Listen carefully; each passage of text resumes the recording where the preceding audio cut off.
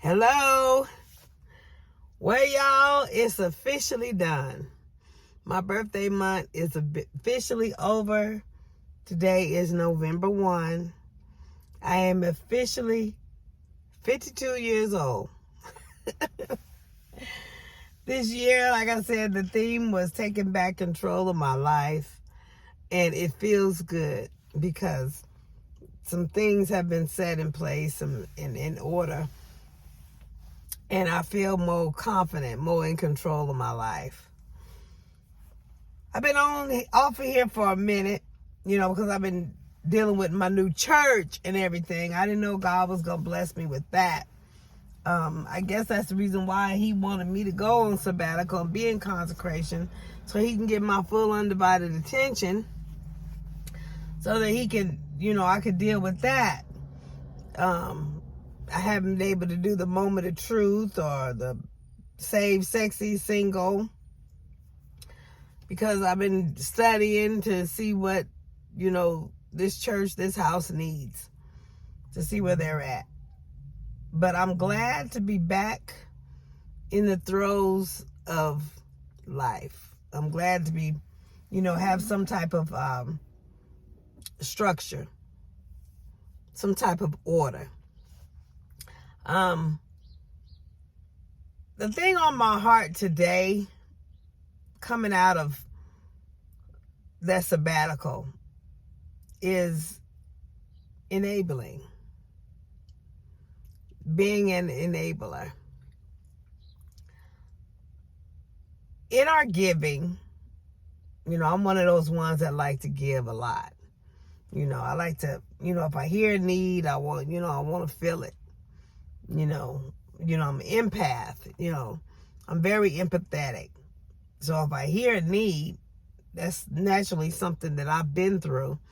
And I understand and I can relate and resonate with that individual to see, I know what they're going through. And because of what I've been through and how that made me feel as I went through it, I want to just, lighten the load, lighten the burden, or eliminate the burden if possible. But sometimes when God causes a person to constantly continue to go through things, he only causes that for instruction, correction, or to get them to another level. And being a giver, we can tend to be an enabler. We tend to go in and start, battling or handling the struggles of others. We tend to go in and, fight the fight of others. And we cause them to, be stagnant. If we don't allow, for example, our children, if we don't allow our children to ever go through anything, they'll never grow up. If you don't ever go through anything, you'll never grow up. So I learned this with my grandfather. He spoiled the mess out of me. I was one of the few black girls in Hawthorne, Nevada, who at my 16th birthday got a 1970 Volkswagen Beetle Bug. I was the only one with my vehicle, black child with my vehicle basically, and running around, everybody wanted to be in the car, but I got it before I even had a driver's license, so it had to sit there for a minute. I had to learn how to drive. I had to get the driver's license, all that, and it was stick shift on top of that. So that tells you how determined of a woman I am. I was determined.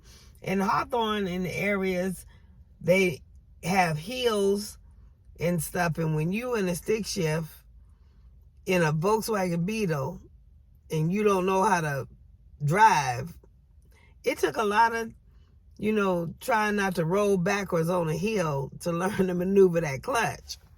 So it built stamina in me. It built, I'm ambitious. I wanted it so bad.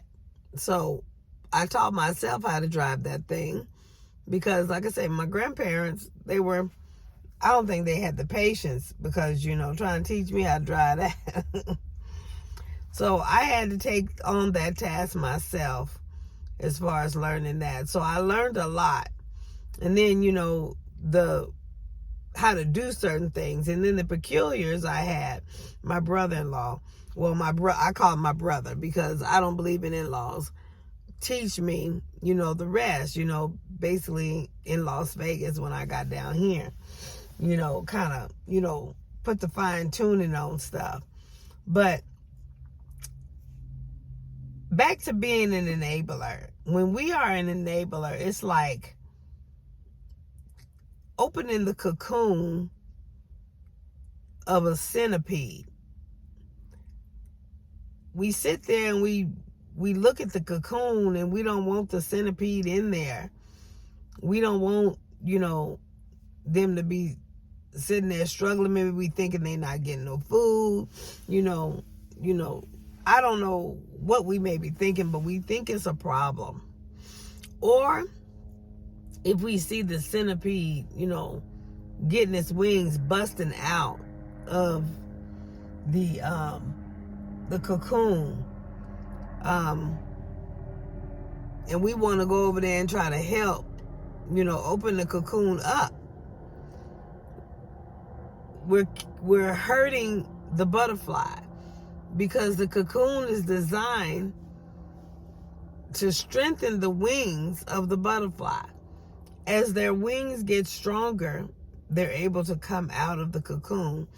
And by the time they get out of the cocoon, they are able to fly. So when we run around it being an enabler, when we run around, solving problems for others and never allowing them to solve the problems themselves, or never teaching them as we're helping them. However, when we just take the problem away, that's enabling. And the definition of enabling is doing something for someone or somebody and keeping them in the negative situation that they're in. If I come and I keep taking you out of a situation, say, for example, if I keep going and, I don't know, let's say paying the rent for my child is never going to build up the stamina, get the learning, the education that he needs to be able to pay rent on his own. Which means if something happens to me, then my child is out there in the street. See, that's another problem with that enablers have, is they don't look forward. I'm going to do this today, and if I keep doing this, what happens when I'm not able to do this? So that's what kind of helps me with my giving, with my, try not to be an enabler, because I'm very careful of what I start. If I start something, I understand that however I start something is I'm going to have to continue to do it to maintain it. And if it's something that I feel like I can't maintain, or something that I feel like the other individual, if I keep maintaining it, that it'll hinder them in their walk, then I don't start it. I kind of learned that from when I was out there in the world and I was struggling, and I would have to go get rental assistance. I remember the last time I was at Help of Southern Nevada, it was a few years ago. Praise God. It was a few years ago. But I was at Help of Southern Nevada, and I was, facing homelessness because I couldn't pay my rent, and I didn't want me and the kids, in the street, and that's all I could see. That's all I could think about was I had to get, help to get my rent paid, to get, a roof over my head, to keep a roof over my head. And the lady, bless her soul, You know, I know she was doing her job. I didn't see it as her job at that time. I was hot as fish grease because I'm like, you know, you have the means to help me, but you don't want to help me. You would rather watch me walk out of here and knowing that I'm going to be put out in the street with my children. You know, that was my mindset at that time. But that's because, you know, I hadn't gone through, you know, anything. You know, it's got to run its course. You know, patient, you know, makes a perfect work. You know, you got to learn to go through some things. But back to the story. I was in there pleading my case, you know, and this woman, she just seemed to be so mean and so evil. But it didn't budge her. You know, she was numb to it. I felt that this woman didn't have an empathetic bone in her body. And she was sitting there looking at me. I don't remember if I had one of my children with me or not. But she was sitting there looking at me. And she just cold. So I thought. She was just cold. Number one, they wasn't going to pay the whole rent. I think they was going to be like $400-500 short of it. And then I was supposed to ask if the landlord would accept that, you know, to keep me in the place. If not, they wasn't going to do it. But I'm sitting there looking at this woman. And her countenance is, you know, I can help you, but, you know, if you're not able to maintain the next month, why would we waste the money to keep you in a place this month? Might as well just let you go ahead and be in the street, basically. And I was like, I felt that was so cold. I just didn't understand the way the woman was thinking. I didn't understand her heart. But as I went through that process and as I grew up, it taught me to maintain some things. It taught me to balance some things. I started getting in stocks and bonds. I started, you know, I knew that I had to have more than one stream of income. I began to seek multiple streams of income. So just in that experience alone taught me the beginning stages, the beginning avenues of what I use today to maintain all of this. Number one, you got to have God. Like I say, I don't have no clock that I punch in every day at a certain time or whatever. I'm living life out here on God's purpose, on God's time. You know, He sends me the clients. Let's just say that. Because, you know, in this industry, everybody don't want to get help. You know, they just want to come get the resources and they gone. And when they gone, you ain't servicing nobody, you ain't got no money. But I run around out here loving on people for real. If I hear a need, you know, that keeps me busy. You know, mental health, you know, I always gonna hear a need, you know. So as long as I'm blessing the people and caring for the people and doing for the people want to get help. They want to, you know, stick around, you know. God, you know, there's some certain people, you know, our personalities clash and, you know, that one leaves and another one shows up. But when you out here doing the work for real and people are seeing results and, you know, people are coming out of bondages and things, they want to stick around. They want you to be around. They want to stick with you. I got one. Oh my God. They're so gung-ho. She's so in love. She's something else. She my friend. I've watched her come from the depths to this amazing woman or whatever. You can't take her nowhere though. Cause she's something else. She's something else. I love her to life. She's something else. You get her in the car, you gonna be laughing all the time, you know. And it's good to see, because I remember she didn't used to laugh. She didn't used to basically say anything. She wouldn't open up to nobody. So that's a blessing to finally see I want to say the inner child in her finally coming out, finally opening up. But you take her somewhere, it's always fun. It's always, I mean, my stomach be hurting, because she's so fun to be around. She really is. And don't let nobody have something against me or whatever. That's my bodyguard. Because of the impact that my relationship with her has had in her life, you can't tell that woman nothing about me. She knows me, because she knows from the depths she came from. And anybody that try to say anything or do anything negative against me, oh my God, I gotta. All right, come on, let's go. Let it slide.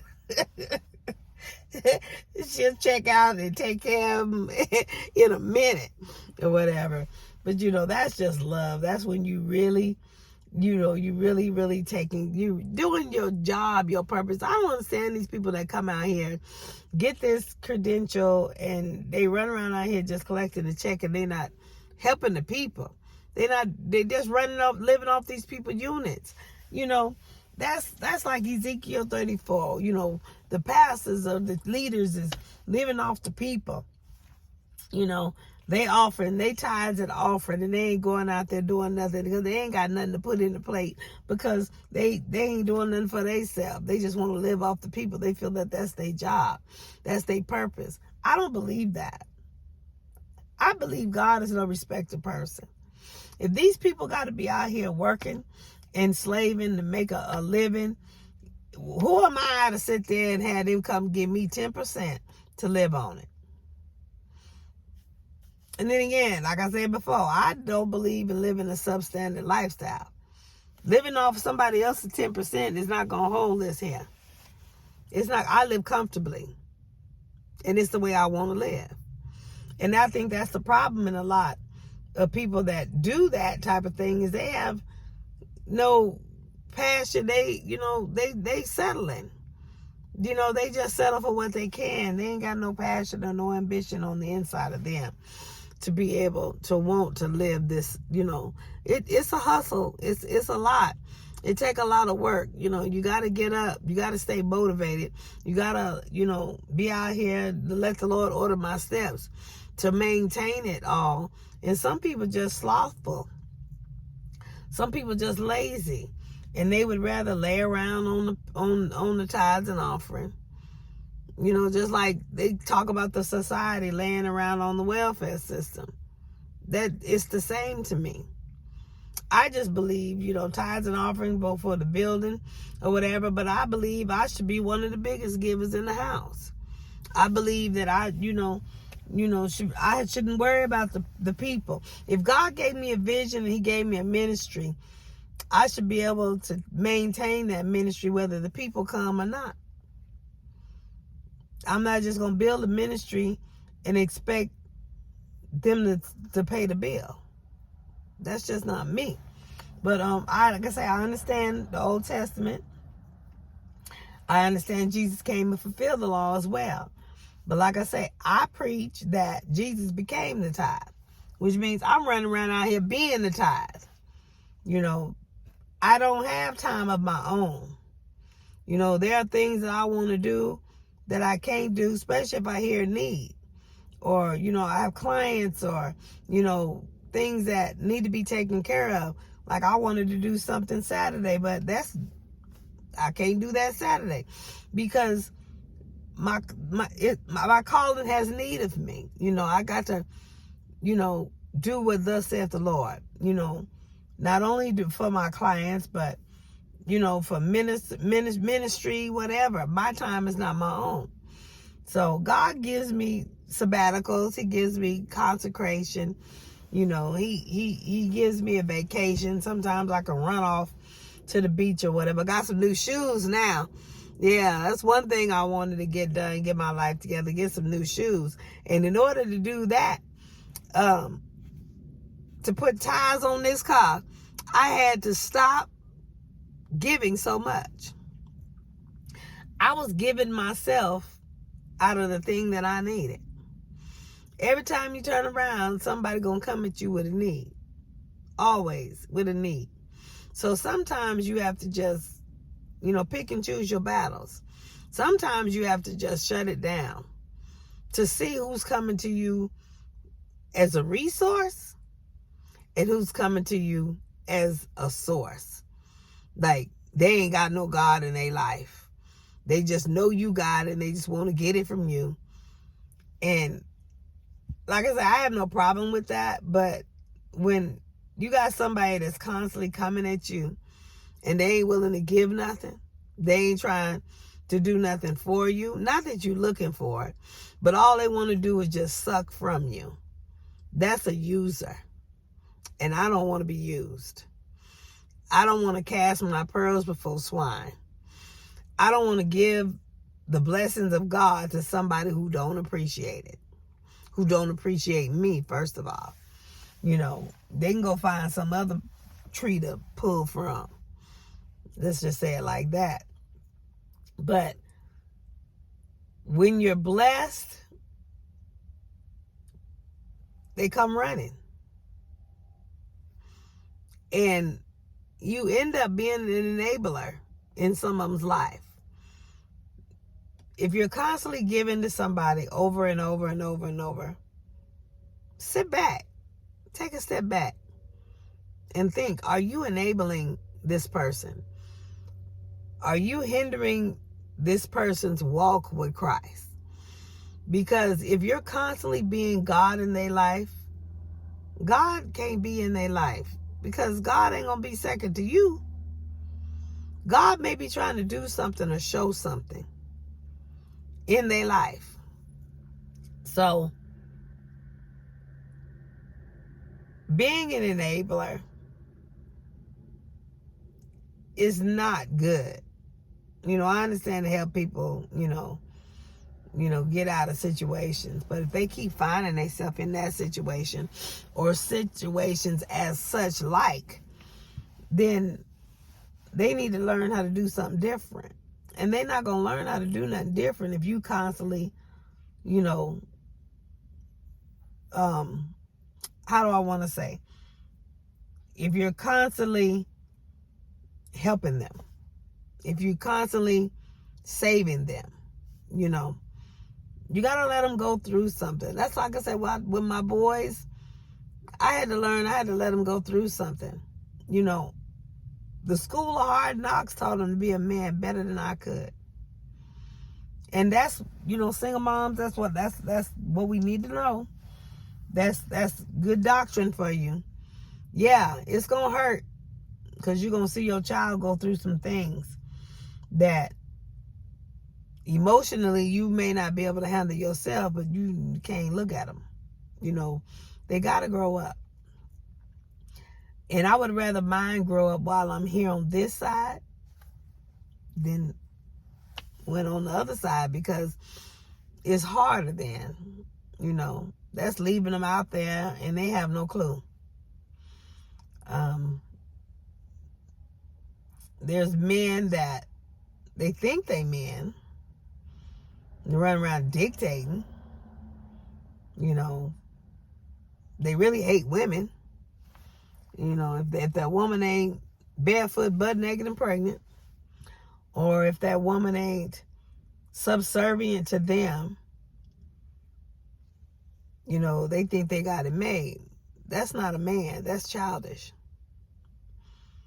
That's it. You find that in several cultures, if not all cultures. But a man is somebody that respects a woman. He respects that she's the crown that God calls her to be. Now, that woman have to be that crown. She have to have something within the inside of herself. But being a man is not running around barking orders, telling a woman that she got to do this, that, and the other, not having a life, not allowing her to have a life because he don't want to look for her. He don't want to have to wonder about her. Speaking of which of that, you may be doing something thinking you keeping something from happening. And I've learned an individual realized that he wasn't keeping nothing from happening. Matter of fact, he was creating the atmosphere for it to happen. Like I say, being an enabler, giving everything, men can be enablers to women by buying them everything. They never have to fend for themselves. I'm a woman that if a man bought me a house, I know how to appreciate it. Know how to appreciate him too. But I also know that there's a psychology that comes with that. I would rather have a house that I put my 2 cents in help purchasing than to be sitting in a house that a man purchased for me. Because in the mentality of men or humans in general, it's like they own you. That's the psychology of it. It's like they own you. I did this for you. I did this, and it's something you can always hold over somebody's head. So if you help participate in your life with somebody, if you share your life together with somebody, then you're able to enjoy the pleasures of life together. But if you sit back and allow somebody to buy you a lamp, buy you a car, get your nails done, if you sit back and allow somebody to do all that for you that you couldn't do for yourself, naturally it builds up a pride in that individual. And it's like they own you. And ain't nobody gonna own Dr. Bell. Now, my thing is I have people that are intimidated. They trying to figure out how to deal with me. How to, be in my company or whatever. Because I have everything I need. I have everything I want. God supplies it. According to his riches and glory, he supplies it. I live the scripture. So men can't come to me buying me stuff and make me feel warm and fuzzy. Like I say all the time, my love language is time. And if men can't give me that, they ain't gonna get next to Dr. Bell. And there's a certain type of man that I like spending time with. Number one, he got to know the Lord.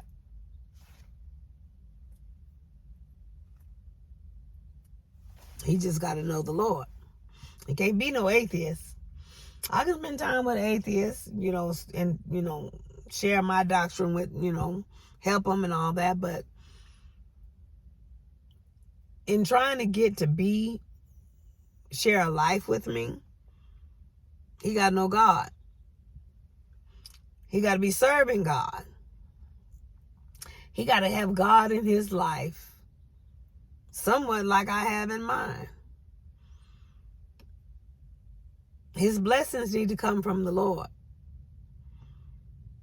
Not on his own strength like Esau. God hated Esau. He ain't running around out here being prideful, beating his chest. He did this and he did that and he promoted this and he's that. That's not God to me. God blesses. His mouth should always be giving God the glory.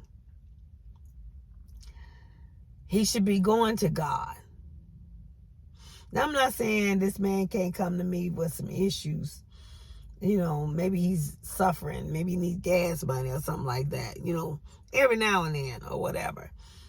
But even that, I'm not saying he got to be perfect to where he can't never have a problem. And, you know, women are the backbone. You know, we need to stand and hold, you know, help keep our men up together, hold them up together. You know, I'm not saying he can't come to me with nothing,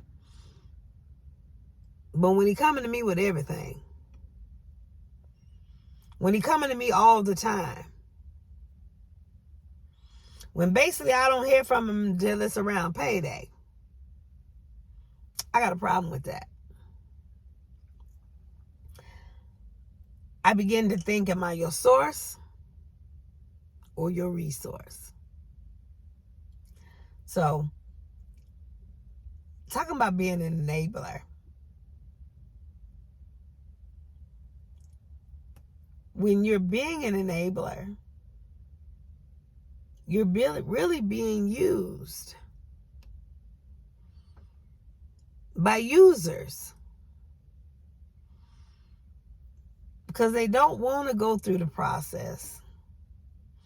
They don't want to learn nothing. They don't want to go through anything. They want the problem to be gone. They don't want to learn how to keep themselves out of that same cycle. You know, I learned this about cycles when one day I woke up and realized that every year around income tax time, I'm always paying this and paying that and getting myself out of stuff, feeling a sense of relief, only to find myself back in the same situation and waiting on income tax time again the next year. I got tired of waiting for the income tax refund. I said, okay, Lord, it's time to show me put some things in place to where I can have income tax more than one time a year. I can have refunds or money flowing more than one day a year. So God opened my eyes to some things. When you get tired of going through the same cycles in life or dealing with the same patterns in life, you know, you start to question. You start to see God because he has the answer. And God will give you what you need so that you can find yourself out of that situation. Women, they always come, why? You're talking about these patterns of men that they come into their life. Why am I always getting this type of man or this type of that? Well, it's in you. Whatever you're doing is reflecting, is coming off your reflection. Whatever is in you is drawing that type of man, that type of relationship. If like I'm a enabler or giver or whatever. So therefore, I draw a lot of men to me that are slothful, lazy, don't want to do nothing for themselves. They can come and get it from me. I draw a lot of men that, you know, want the pleasures and best of life, but they don't want to work for it. You know, they don't want to, they got a workhorse right here, I guess. You know, that type of men. So, and I can say that coming out of that consecration because I've been by myself, basically, for the month of my birthday. I just been with God, you know, seeing, okay, taking back control of my life. And I'm beginning to see who I really needed and who I didn't. Who was really in my corner and who was just in my hand, you know, that kind of thing. So now that I have a better understanding, he's created me to be a better steward in this time, taking back control of my life because he, you know, I took back control of some of my finances. It feels good to be riding around on my new tires. It does. I was stressing and struggling, wondering why I couldn't go to the beach because, you know, I needed new tires. Why I couldn't get the money for the tires. You know, I'm struggling and trying to save up this, but every time I try to save up this, here comes somebody with this need. Here comes somebody with that need. And it was basically the enemy trying to keep me from getting my tires. So I had to say, hold up. Got my tires. What I didn't know that I needed was a whole set of brakes too. I heard, you know, noises and howling and stuff, but I thought it was because of the flood waters, that rainy season that we had, the rocks and the debris and everything. I was just going to go have them clean that out, brake dust and everything, because the car was stopping. It would take a minute, but I thought that was because I was driving above speed limit. And it was stopping. But took it in, got the tires rotated, and then they told me I needed brakes, a whole set of brakes. So I was able to get that too. Because I hadn't been sitting there letting somebody pull from me their life. And then when you got somebody that's constantly pulling from you and not doing anything for you, always promising you open-ended promises, you don't know whether you can trust them anymore. You begin to start doubting because you hear all this stuff and you see all this stuff. I mean, they're saying all this stuff, but you don't see nothing. All you see is something going out your hand, constant to them. Then you get people in your ear telling you certain things, and you don't know whether to believe that or not. Especially when you ain't looking for it. I'm not the type of person to be going to ask no questions or nothing. There's got to be a check in my spirit for me to even look up some stuff. So, and then when the check in your spirit comes and you start looking up some stuff and you don't find nothing, you tend to start losing respect for an individual when it starts to look more like they've been lying, basically. Then you start to feel really bad because you've been enabling somebody that's been just lying to you. So I leave it alone, because if I go further than that and find out more than that, it causes a real deep-seated thing that I have to deal with in my heart. And then I'll have to forgive and all that other kind of stuff. But I go as far as I need to go, and I leave it alone. Like I say, enabling, where's your heart on your sleeve, basically? It means you give your heart to people. Some people who may not deserve it. Some people who may not even, deserve to be that close to you, to be in that space with you. They just take your heart and sling it around, stomp on it, whatever they want to do with it, and expect you to be okay with it. But when you pull back, the Bible talks about a house that's divided cannot stand. If you divided, you all over the place, giving here, giving there. When you pull back and gather all yourself, keep all yourself under control, gain self-control, that's when you'll be able to see some things. If your life is all over the place, that might be why. Because you giving over here, giving over there, you giving to people that ain't thinking about you. They could care less about you. They don't appreciate you. They just want what you got. Go and do something else and then come back and ask for some more. Notice the people that are investing in you versus the ones that's pulling from you.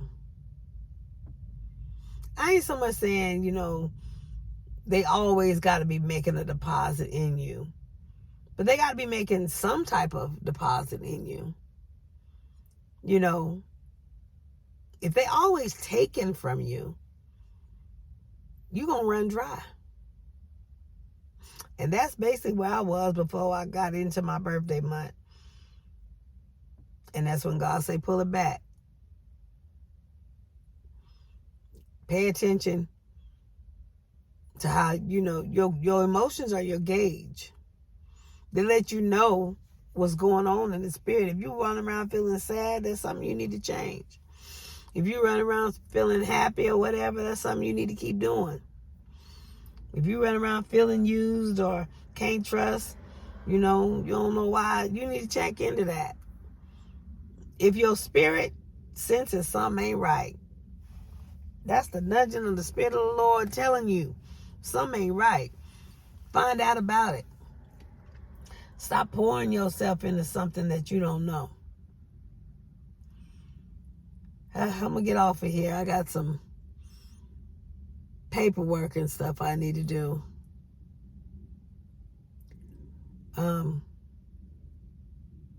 I got probably some clients and stuff I need to check my schedule. But I just wanted to come on here and talk about being an enabler. You're really not helping nobody being an enabler. You basically be hurting them. You may be playing God in their life and hindering God from doing or allowing them to go through what they need to go through. Yeah, you don't want to hear nobody hurt, as far as without food or, can't get to work or, so I'm always giving money. But when that individual don't have no money, they going to either just give up or they're going to find some other ways to get to God and learn how to maintain money to do things better. You also, like I say, begin to see people who are just in your life to reap from you while you doing all the sowing. You sowing and the seeds are falling by the wayside because they never come back to you. You never get a harvest. That I have done so much in my life. I have sowed in so many places and have not reaped a harvest because they didn't appreciate it or they were just using me. They took the harvest and went somewhere else. So, like I said, I went through, all of it was like a culmination, came together, and God said, take a sabbatical. He showed me some things. So, I sit here all back together. My house is all back together. I owe no man nothing. I owe nobody nothing. And I'm feeling this space. I don't want to get self-righteous. I don't want to get selfish, I don't think God allowed that because he created me to be a giver. He's just teaching me stewardship. He's teaching me how to give, who to give, when to give. But I'm liking this space. I can plan some things. I can, govern some things because I ain't got to worry about nobody else. And it feels nice. Especially when ain't nobody worried about you. So I think I'm on plan a vacation. Set some things in order. Plan an outing with my children.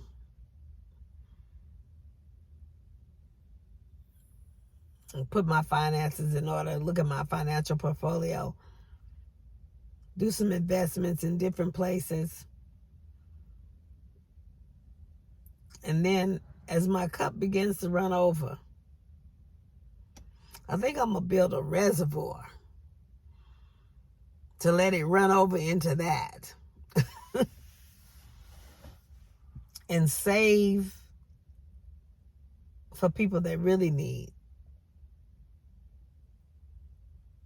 Save for, like that woman, as cold as she was. And I'm believing that she really didn't want to do that. That it was probably tearing her up on the inside. looking at me, telling me all that. She's like, what can we do? What's the point in me helping you and you can't help yourself next month? Basically, I could take this money and help somebody that could, help their own self next month. That's like wasting the money. I think they were going to give me like $800 and my rent was like $1,200. And I walked away from that feeling some type of way, but it caused me to learn something. It caused me to seek God's face. It caused me to get into finances, learn for myself. So I was able to come up with a situation to where I was able to be able to pay the rent the next month. And I went back to her. And I showed her what I had, what I could do. And she smiled. She said, now I can help you. Because what I forgot to say is that program, you can only get that assistance one time a year. So why waste that money and then I'd be in the street the next month and I couldn't be able to come back to them until 11, 12 months later. So she helped me. She kept the roof over my head. And because of what I learned, I was able to keep it over my head from that part. Sometimes people being mean to you is causing you to find another perspective.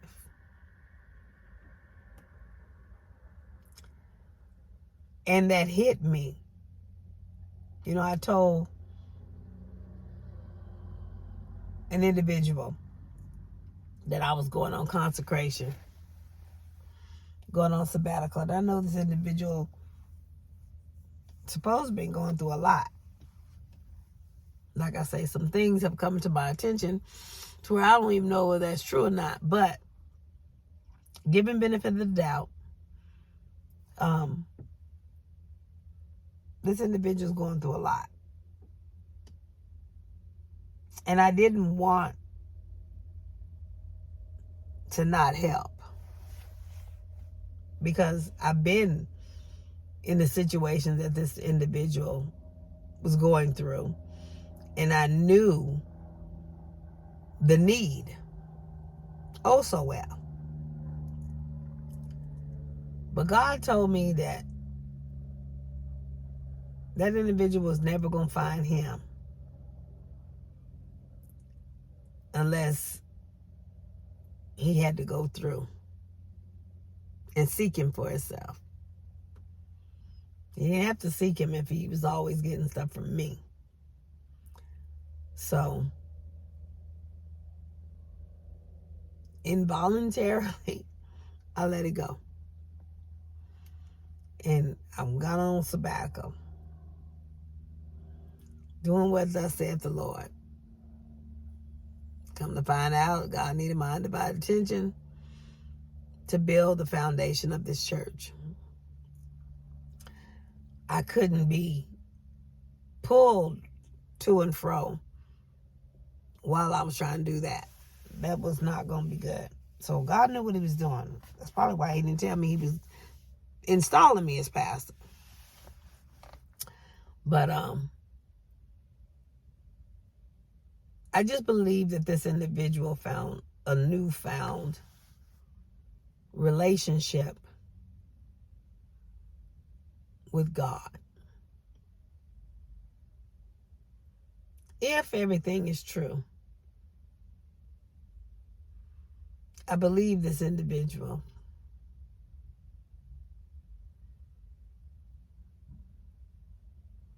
is good with God. I believe God took care of everything that needed to be taken care of. And like I say, this individual called himself upset with me, but I serve God, not man. If I never hear his voice, it is well with my soul, because I know I did what God said do. And I'm not trying to play God in nobody's life. That's too much for me. The immaturity of not allowing somebody the space to take care of themselves is beyond me. You need somebody so bad to where you can't give them the space to do for themselves. That's codependent. I don't believe in codependent. I used to have a codependent lifestyle because, that's what the culture that I was raised in. But I run around out here, learned how to be independent, and I've been independent ever since. I broke free trying to be independent. And I'm so independent now, I'm a loner. It's good to be by myself. I'm okay to be by myself. There are some people that just can't sit by themselves. They can't sit with their own self. That's not good. They don't even know who they are. Maybe they don't like themselves. Maybe they know deep down on the inside of themselves that they no good. Change it. Go to God. Do whatever. I love myself. I love everything about myself. I love the woman that he created me to be. Because I wasn't no joke out there in the world. I wasn't no joke. I knew how to do what to do. I knew how to get what I needed. And I knew how to be Jezebel. Let's just say that. I knew witchcraft. I still know it to this day. But God has called me to be humble. I still can cut somebody's spirit up and down. But like I say, God called me to be humble. I know how to tell you about yourself in the truth. Be vindicated doing it, but you don't want to cut nobody's spirit up that bad. Because I don't say nothing, people think I'm weak. But that's wisdom. Because I could say some things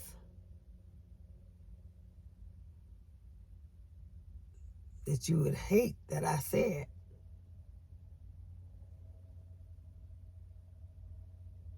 I can speak life. And I can speak death.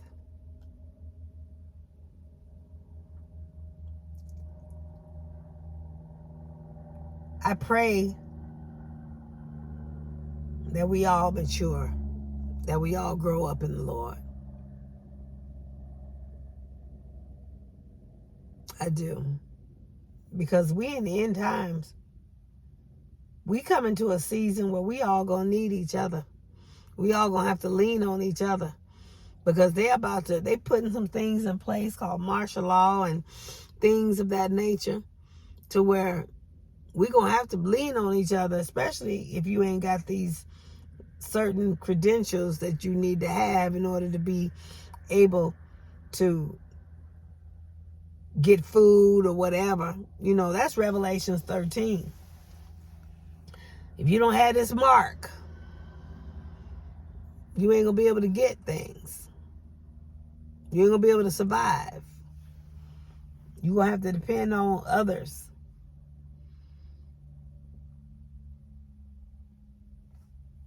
For an example, I don't know, I kind of believe it's part of it.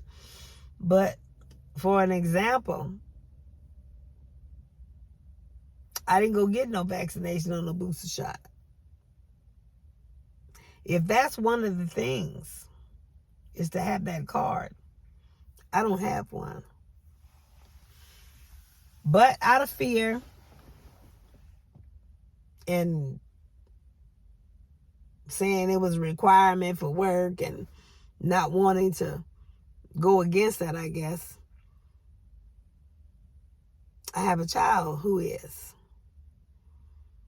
So I have access to somebody that can get the stuff that we need to keep, things going. Talk about the tracking device, knowing where people are. I'm just speaking Book of Revelation. Do y'all realize it's on every iPhone right now? I know this because there go my little smart car with the wagon behind it. Oh my God. But anyway, I know this because it's the same feature that I use on my iPhone anytime my children are not around me and I want to see where they at. I just watch my baby boy enjoy the weekend in California, all down there, Long Beach and Fontana, California, all that, from my iPhone. As long as it was moving, I knew he was still breathing, everything was okay. This stuff, I want to say the word is being fulfilled. The Bible is fulfilling itself.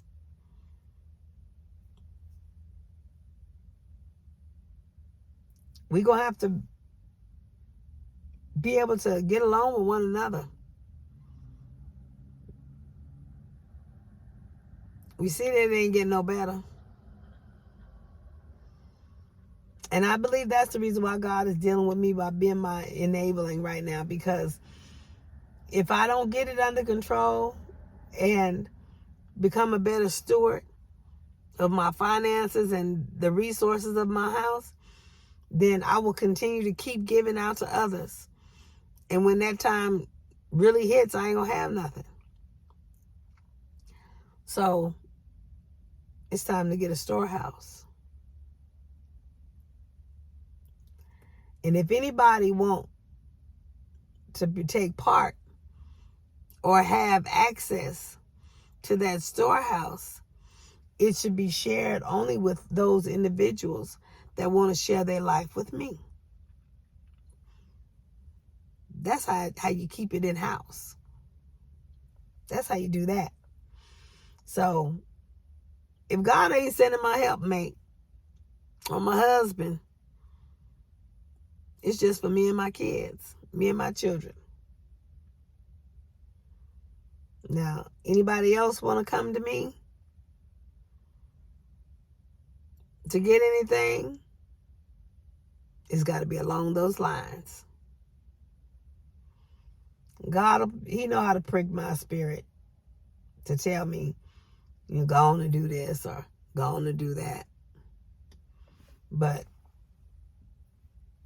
never again will somebody come to me just to suck me dry. I don't mind being a help. But to have a leech attached to me? Because what I have right now, the lifestyle I'm living right now, I don't want nobody to take that from me. My church, not my house, not my car, not my anything. I want to keep everything that I have. I'm sealing up the breaches.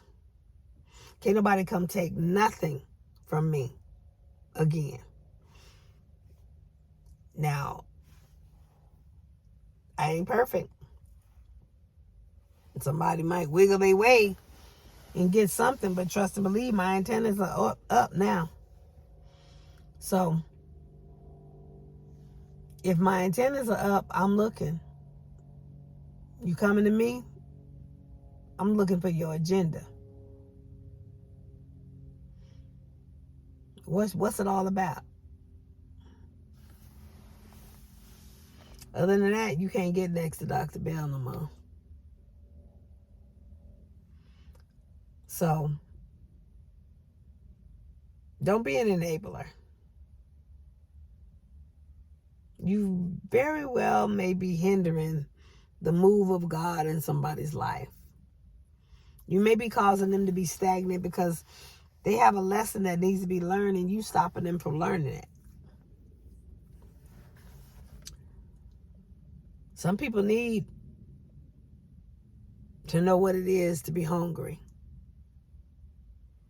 That way they can develop a lifestyle to where they're not hungry no more. Some, like me, may even develop a lifestyle to where they don't want to see nobody else hungry. So they may turn their garage into a food pantry. I'm just saying. I've been through some things. And because I've been through some things, I sit where I sit. And it's not just for me. God put on my heart to create a food pantry that not only feeds me, but others. Whatever you create, it has to glorify God. It has to reach the people in order for it to be successful, in order for you to be sustained in it. If it doesn't help or reach the people, it's not of God. God ain't going to keep it. He ain't going to keep you selfish. It's got to help the people. Everything I have, it helps the people. It glorifies God. All the way down to this YouTube channel. It's helping somebody. That's why I sustain. That's why I got members or subscribers going up. You know, people subscribe waiting for me to put something out here. That's God. At the church, really didn't, I put it out there, but really ain't invited nobody. God has had people in there that he knew to be in there. Speaking of which, my coffee getting cold. I forgot all about that. Anyway,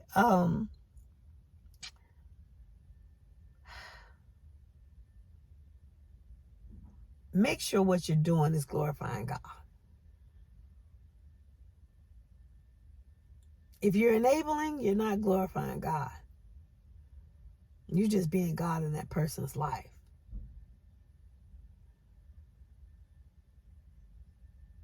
And if you're the person who's always going to somebody, looking to have your answer or your need met, you need to learn to go to God.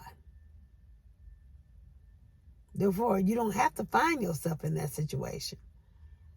He will send you, order your steps and teach you how to stay out of that situation or how to, where to go to, how to, solve that problem yourself. Yeah, we got pride and dignified and everything. We don't want to go and ask nobody. And that's kind of a good thing. Because when you get somebody that's comfortable, especially a man, that's my biggest pet peeve. When you get somebody that's comfortable to come to you and ask you for money or anything all the time, that means they ain't got no pride. They slothful. That's how they do it. That's how they get their living.